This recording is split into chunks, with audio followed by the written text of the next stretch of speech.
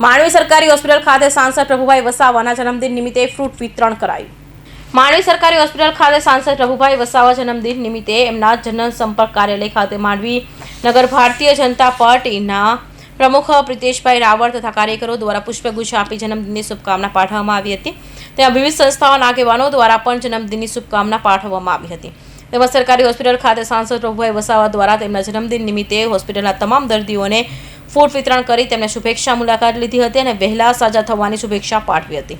આ પ્રસંગે તાપી જિલ્લા ભાજપ મહામંત્રી રાકેશભાઈ કાચવાલા તથા સુરત જિલ્લા ભાજપ મંત્રી ડોક્ટર આશીષભાઈ ઉપાધ્યાય, માંડવી નગર ભાજપ પ્રમુખ પ્રિતેશભાઈ રાવળ, પાલિકા પ્રમુખ નિમેશભાઈ શાહ, અધિક્ષક ડોક્ટર પરિમલ ચૌધરી, તત્કાલીન પ્રમુખ નીતિનભાઈ સુકલ, મઢી સુગરના ડિરેક્ટર નટુભાઈ રબારી, સુરત જિલ્લા તથા તાપી જિલ્લાના હોદ્દેદાર કાર્યકરો દ્વારા તેમના જન્મદિન શુભકામનાઓ પાઠવવામાં આવી હતી।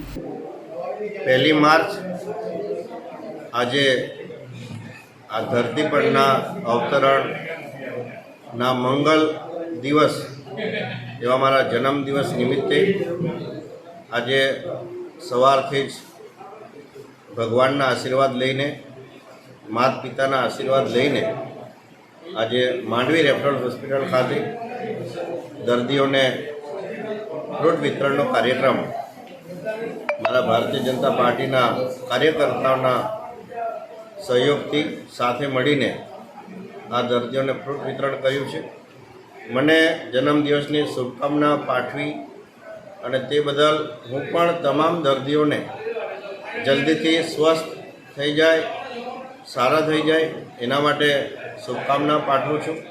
અને એના પછી એ બારડોલી રેફરલ હોસ્પિટલ ખાતે પણ ફ્રૂટ વિતરણનો કાર્યક્રમ કર્યો છે અને જિલ્લા ભાજપના કાર્યકર્તાઓ સાથેની પણ શુભકામનાઓ મેળવીને આજે સાંજે સુરતના દિવ્યાંગજનો સાથે પણ શુભકામના મેળવવાનો કાર્યક્રમ છે।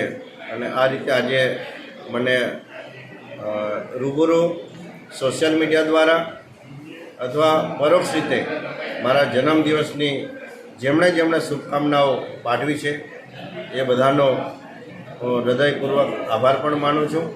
અને સૌ સાથે મળીને આદરણીય વડાપ્રધાન નરેન્દ્રભાઈ મોદી સાહેબના તમામ સંકલ્પોને સાર્થક કરવા માટે કટિબદ્ધ બનીએ એવી મારા જન્મદિવસે પણ આપ સૌને નમ્ર અપીલ સાથે ટકોર કરું છું।